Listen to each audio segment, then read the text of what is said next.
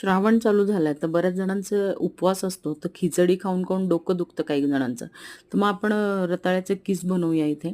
तर मग मार्केटमधून मी छान रताळे घेऊन आली आहे. स्वच्छ धुतलेत, त्याच्यावरची माती काढली आहे आणि मग ते छान सालं काढून किस करून घेतला त्याचा. पॅनमध्ये, कढईमध्ये आपण एक तेलाची किंवा तुपाची, शेंगदाण्याचं तेल वापरतात शक्यतो.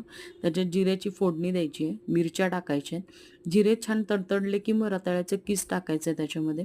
काही काहींकडे उपवासाला जिरे चालत नाही, तर तुम्ही अव्हॉइड केले तरी चालणार आहे त्याला.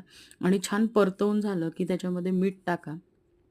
मी साखर वापरते, तर मग साखरही त्यात घालणार आहे, कारण गोड आणि गोडाची चव लागतेच. आवडते आमच्या घरी, तर मग आम्ही साखर टाकतोच प्रत्येक ह्याच्यात. आणि मग त्याच्यावर तिखट टाकायचं थोडंसं, म्हणजे छान चव येते त्याला.